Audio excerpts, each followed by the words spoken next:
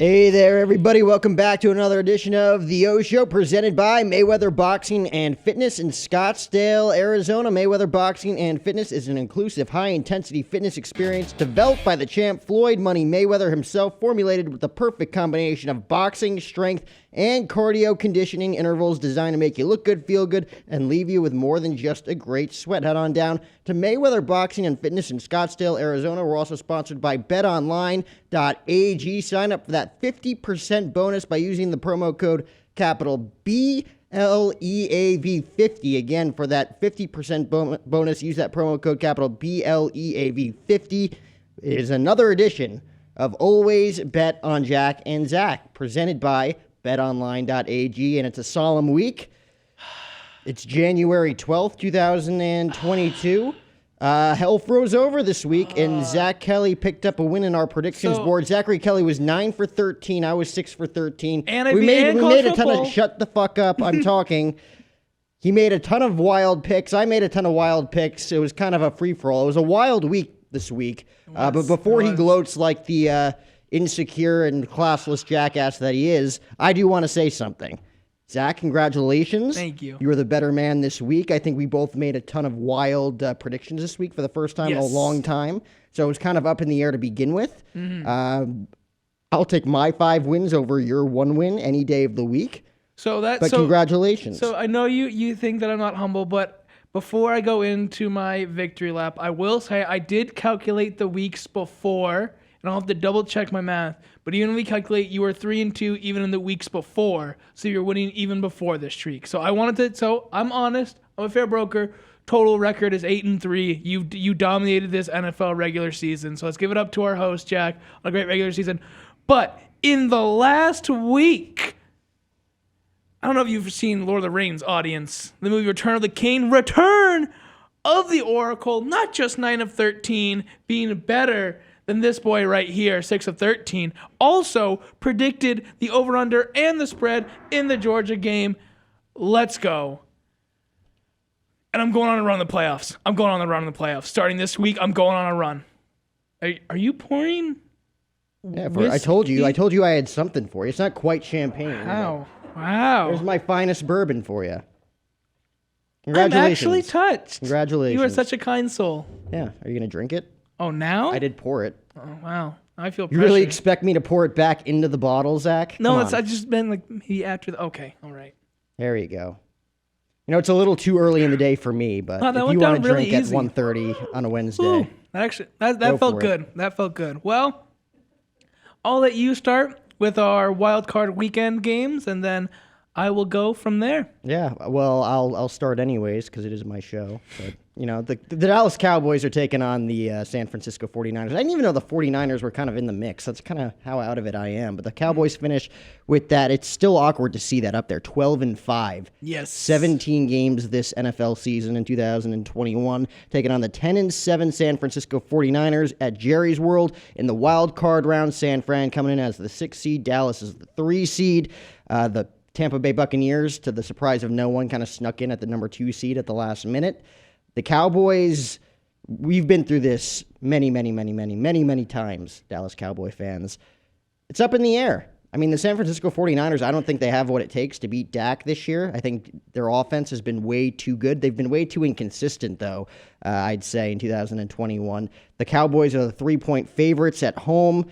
I think it should be a little bit more, but again, who's to say? I mean, that loss against the Cardinals really deflated my confidence after Week 16. Mm-hmm. I'm still going to the Cowboys. I expect them to cover that spread. I expect San Fran to cover that spread, but the Cowboys are going to win big at home. Yeah. And then they're going to take on the Tampa Bay Buccaneers, who are going to win their game the following week. Yeah, we'll get into that in a second, but you doubted San Fran last week. That was really the deciding factor of last week, was the fact that you thought the Rams would slaughter the Niners, and then I picked the Niners to not just cover but win. That ended up being the deciding factor. And so I'm sticking with, they say dance with who brought you here.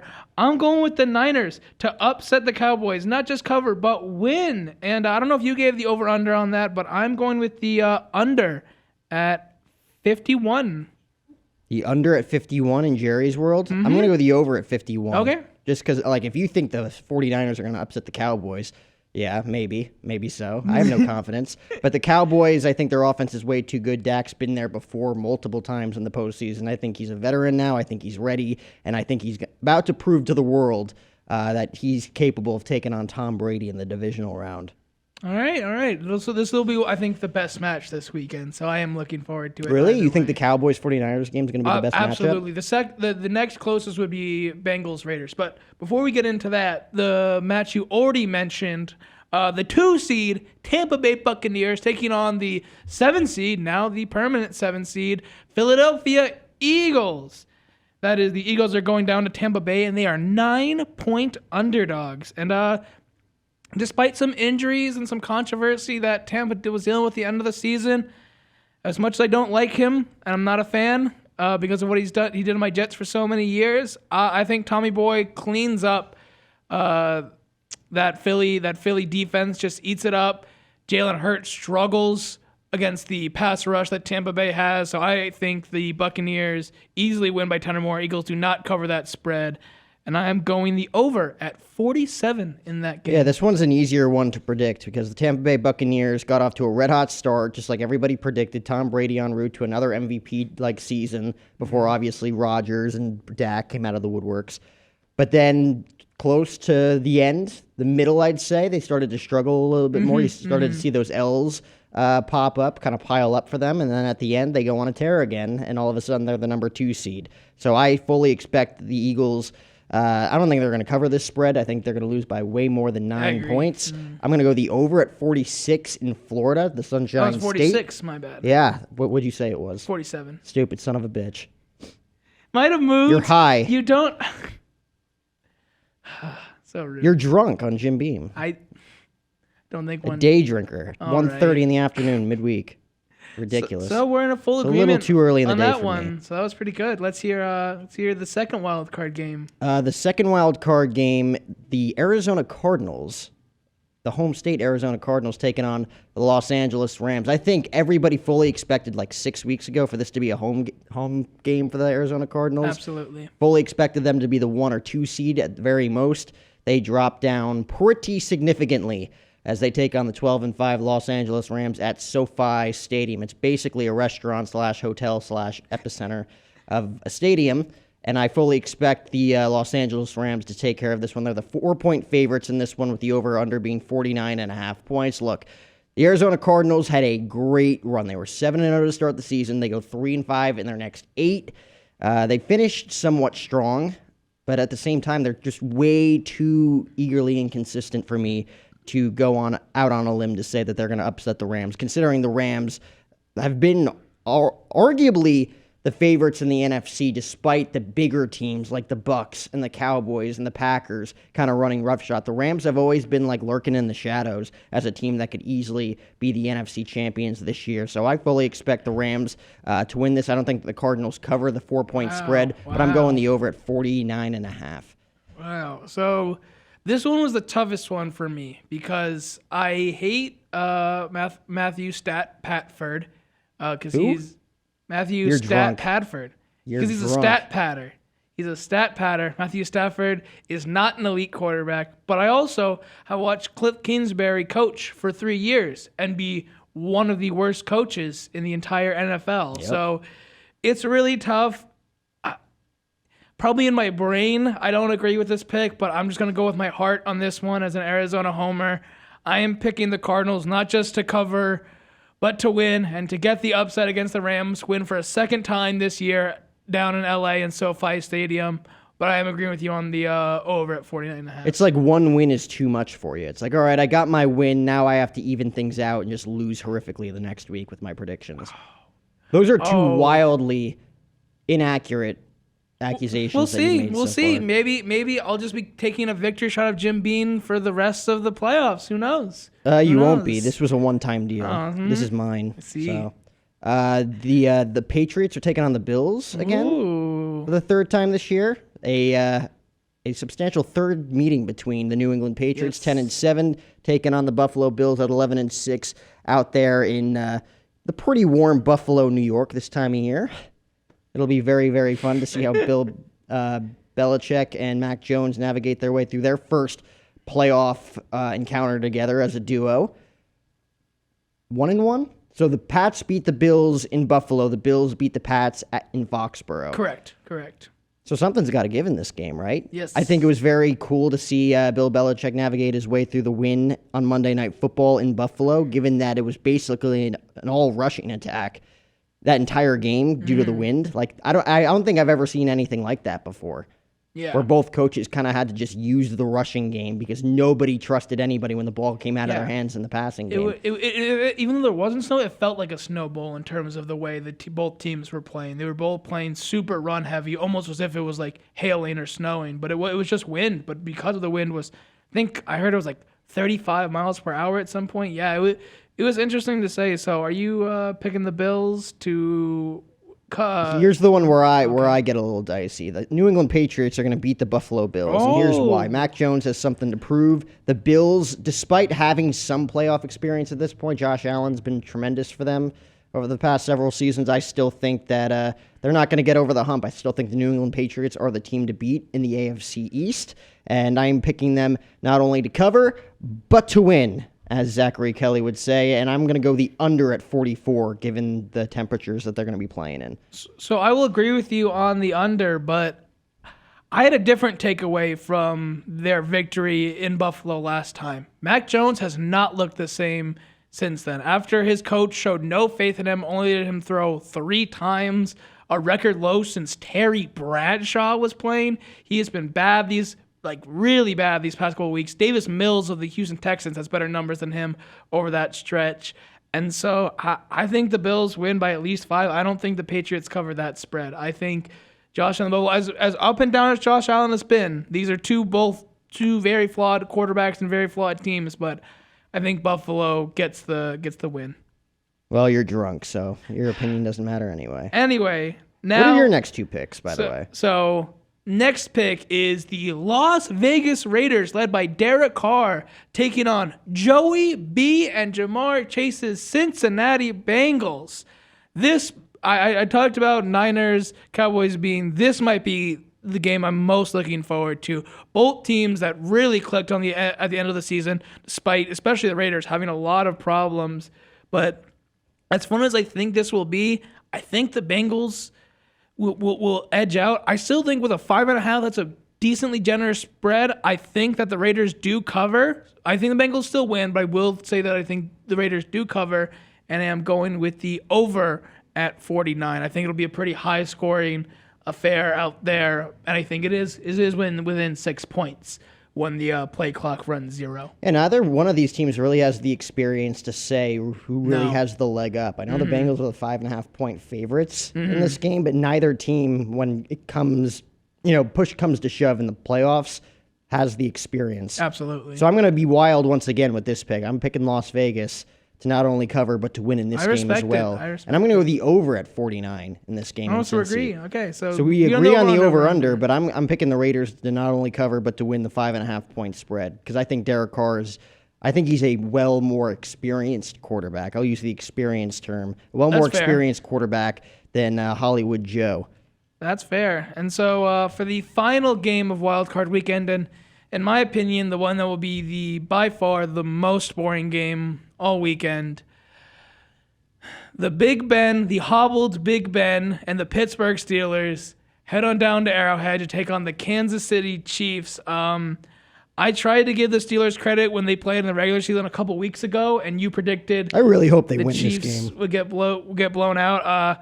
I'm going to assume that past Jack being right about that game is going to be right about this game. So even at a 12.5, which is a very generous spread, I still don't think the Steelers cover. I think the Chiefs win by at least 13. I think I'm picking the over at 46.5. Congratulations to Big Ben and Mike Tomlin. Mike Tomlin still hasn't had a losing season yet as head coach of the Pittsburgh Steelers. Big Ben getting his team to the playoffs in his final year and his in the NFL release as a Pittsburgh Steeler. But I think Patrick Mahomes and company roll over the Steelers by at least 13. Yeah, this is going to be a swan song, huh? Yeah, that's what I believe. After, 2 Super Bowl wins together? They beat the Seahawks in 05, then they beat the Cardinals in 2009. So 2 for Big Ben, but I believe I was the coach prior. I can't remember his name, but Mike Tomlin only coached. Has one, yeah, right? Mike Tomlin only has one. Right. Yeah, I'm a huge Pittsburgh Steelers supporter, so this is going to be a sad one for them to go out because I don't think it's going to be close. Yeah. I think they're not going to cover that 12.5 point spread. I think Pat Mahomes has been there before. Despite the year he had, was not the year he anticipated. He kind of picked up the pieces about midway towards the end. But they're looking to prove that they are, without a doubt, the best team in the AFC. You know, it's kind of a toss-up in the AFC. The Titans are the 1 seed, but they're not the clear favorites, right? Everybody thought Mac Jones and the Patriots were coming on strong halfway through. And then all of a sudden, Patrick Mahomes started turning it on and be like, okay, the Chiefs are still the alpha dog of the AFC. So I think the Chiefs are going to come out in this game. I think we're going to see a shootout. It's going to be over 46.5. And Pat Mahomes is going to charge in the divisional round with the chip on his shoulder. Absolutely. Little side note before we get into our halftime. Mike Vrabel running away with Coach of the Year, in my opinion. Yeah. Like, after all he dealt with, no Derrick Henry, Julio Jones out of the lineup, Hollywood Brown out of the lineup, and still somehow ending up the first seed in the AFC. So that was my midseason predictions. That was one of the few other times I was right this year. But that is our wild card weekend. We disagreed on a lot. There wasn't a lot of agreement here. So one of us is probably going to win pretty big, and the other is probably going to be one of those double sort of weeks where one of us is super wrong and one of us is super right. So this will be very interesting seeing our first ever playoff prediction on the show. But enough of the NFL. It's time to talk about the Michael Cera halftime report. You kind of cued that one a little too early for me as we cue out the Michael Cera halftime report pickle graphic. But what do you got for us this week? So I got a fun one. So we're gonna go back in time, ladies and gentlemen. We're gonna go back to the beginning of Michael Cera's career. No, I'm not talking Arrested Development when he was 17, or even some of the Canadian television shows when he was 13. No, when he was 8, 9 years old and just starting to get into acting. What was the first of any type of work that our dear beloved Michael Cera got? Well, I will tell you, ladies and gentlemen, it was an unpaid commercial for Tim Hortons. So that was his first ever role he had. And then the second role after that, his first role ever with lines, it was on a Pillsbury Doughboy commercial where his job was supposed to be the kid that was annoying Pillsbury Doughboy and being like, hey, and he literally just pokes the Pillsbury Doughboy. Not grand roles, Tim Hortons and Pillsbury Doughboy, but hey, he stuck his neck out there, and those commercials led to him getting casted in a TV show, like a beloved TV show like Arrested Development at 17. See, so that's a lesson for our audience. It doesn't matter if it's a Circle K, if it's a Tim Hortons, if it's a Pillsbury Doughboy. It doesn't matter if it's Uncle Ben's Rice. If you can find a gig and you're an aspiring actor, musician, whatever you want, take a lesson from our Michael Cera. Do whatever you can to get your name and face out there. And if you are truly talented, your talent will be found and you will get that opportunity. So shout out Tim Hortons, shout out Pillsbury Doughboy, and most of all, shout out our dear beloved Michael Cera. Wow. Thanks for the halftime speech, Coach. You're welcome. That was awesome. And that was the Michael Cera halftime report. Cue out that Michael Cera halftime report graphic, Hank. I think the beam's doing you some good today. I know. I feel energized. You're a little jacked up. Alive. A little way too confident. A little bit. You don't want to turn into the Hulk. That's true. I don't know if I will ever have the muscles to turn into the Hulk. But it's something. Anyway, before we talk about our last segment, do you want to go a little brief overview about the Georgia Bulldogs, national champions beating Alabama. First time in 40 years since Herschel Walker was a Georgia Bulldog. To give you how long it's been. 41 years.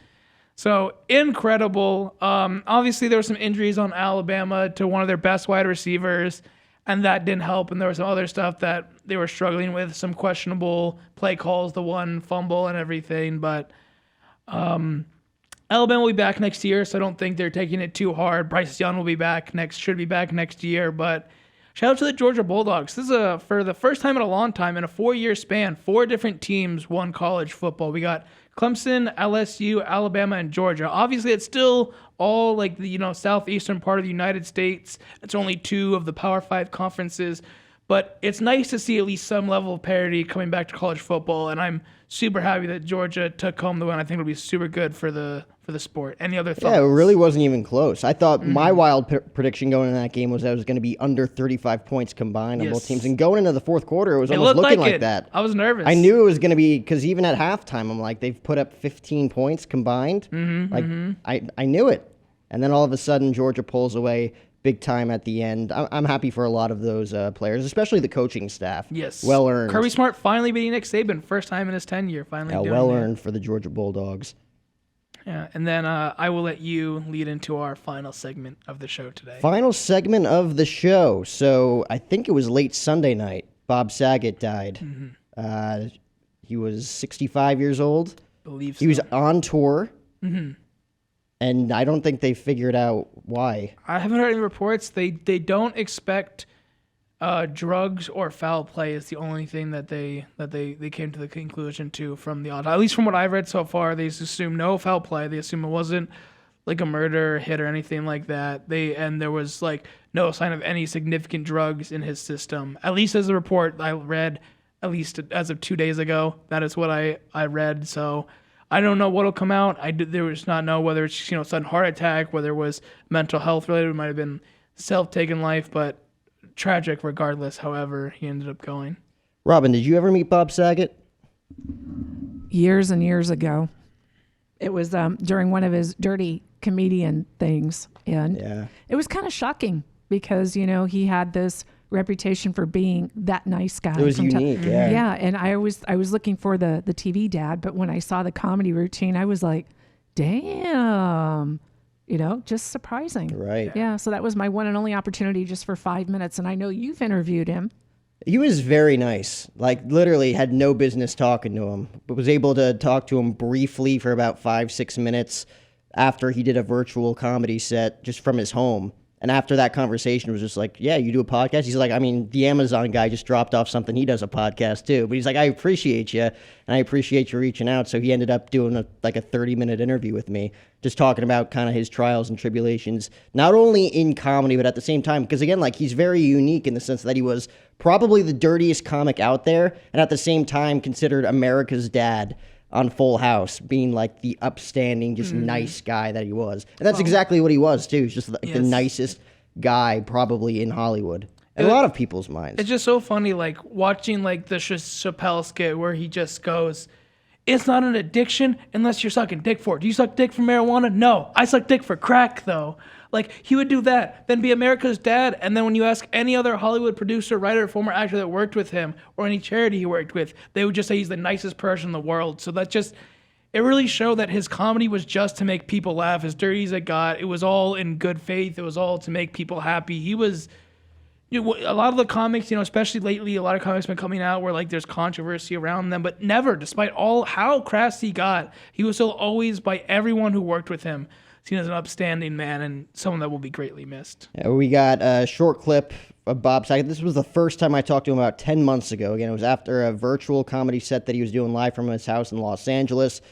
Just kind of shooting the breeze about the event, some of Bill Burr's stuff, and how he just didn't know when it was going to happen. You don't really know when it's going to happen for you, especially given that he, again, was the dirtiest comic in the game, but at the same time, everybody's favorite. The American dad, Bob Saget, and that's how we'll close the show today. Hey, Jack, how you doing, Hello, man? Bob Saget. How's it going, man? Sorry it took so long. I apologize. People are talking, and Noelle's waiting for me.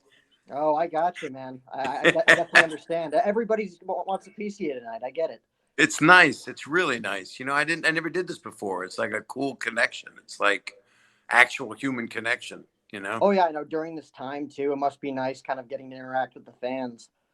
It's really nice. Where are you located? I am in the heart of Phoenix, Arizona. That's good. That's good. I was there. During all this. I had a private gig, and I flew in, I flew out, and I stayed at the Four Seasons with my wife, and we were safe, I mean, if you do things right, you can be okay. Oh, yeah. I consider it to be kind of the new Los Angeles at this point. It is. I feel like it's kind of bizarro world over there. I don't know what your opinion is on that. LA is, California's gone through a whole bunch of trouble right now. That's I don't nuts. know. How are you doing? Is your family good? Everybody's okay? Everyone's great. So I go to school in Arizona. My family's from New Jersey. So they're kind of getting hit with it because, the weather's awful this time of year. But, Yeah. I get to hang out here and tell them about the nice weather and everything, the palm trees. So I'm having a blast with it. I love Phoenix. I'm coming back there. I'll go to stand up live when I'm there. So come see me. Let's take a picture real quick so we have it. You ready? Awesome. Act like you're happy. Here we go.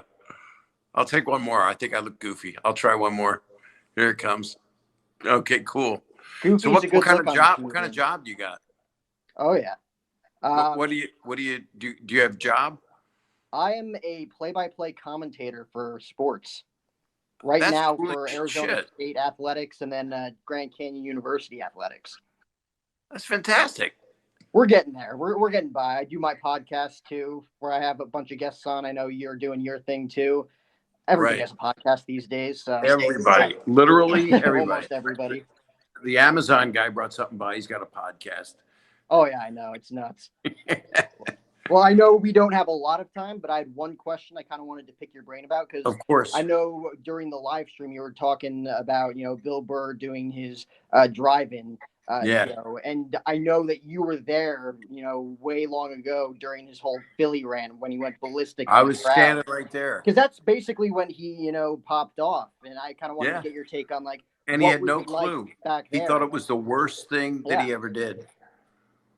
Like, he thought it was the worst thing he ever did. But, like, in that moment, you had to know, like, this is going to make you for the next 15 to 20 years. Like, that's the night he took off. We never know. I didn't think I was going to be on a video show. I didn't know anything. Yeah. And then everybody thought I was a clean cut guy, and all the comics were going, "Can you believe the career Saget's got? It's so weird. That's not Bob. But it's part of me. We all can. I was working for the man. There's nothing wrong with that. Oh yeah. But Bill's like the best. I might do a drive-in. I'm not sure. I keep adding time, but I might do one of them. I canceled one because in LA and it was in Orange County and there were no hospital rooms. All the beds were full. And I figured if one person gets in a car accident, it's, I think I talked about it on this thing tonight. Yeah. That's got to be tough too, getting reactions from people when they're in their cars. I still might do it just because it's taking time to get back, but I don't know. I got to figure it out. Because there's something great about it, and there's something kind of, I don't know. I don't know. If you can master a drive-in, I feel like you're a pretty damn good comedian. You can do anything. Yeah, like Eddie Murphy could definitely pull that off. Eddie Murphy could do anything. I'm looking forward to seeing this movie. Oh yeah, finally. After Get what? some laughs. It feels like 3 years. We need to laugh. Yeah, it feels like almost 3 years since they announced that. So. I know. Well, I'm going to lose you. I'm sorry. There's a bunch of people. I apologize. Oh, I got you, man. Well, are you thanks okay? so much for, again, taking the time tonight to interact with everybody. I mean, it was a blast. I know you definitely had a blast talking to everybody, getting to I did. And thanks for giving money to the Scleroderma Research Foundation. That's like, people don't even know what the disease is, but people are dying from it. And I know. I lost, but everybody's got something. I do as much for charity as I can because I'm fortunate, Oh, yeah. But I'm fortunate, but everybody in my family passed away. So it's like my kids are okay, knock on wood. That's the thing. Good. That's the most important thing. And my wife's hot, so life's good. Are you filming that new movie out in LA? No, I'm actually going to be out of town. And so I've got to do all kinds of stuff. There's so much stuff with COVID. You have so many precautions. It's going to be a cool movie, though. So I'm looking forward to it. I'm losing you. I keep adding time because I don't want to be rude. Yeah, it's going to be a good movie. And I'll be doing more stuff, too. I've got another thing's a directing thing, but I can't announce it yet because hasn't been signed yet. So, but you'd like it if it happens. So it was really nice talking to you. Thanks for being so nice, man. Oh, yeah, you too, man. I totally understand. You got probably like 20 more people that you got. There's people, and that girl, Noelle. So, but definitely come see me at Stand Up Live and then come backstage and we'll take a selfie because we'll be allowed to again. Oh, yeah, definitely. I can't wait till everybody can come back and interact. It'll be a blast, man. I'm looking forward to it. Thanks so much, man. Thanks so much, Bob. You too.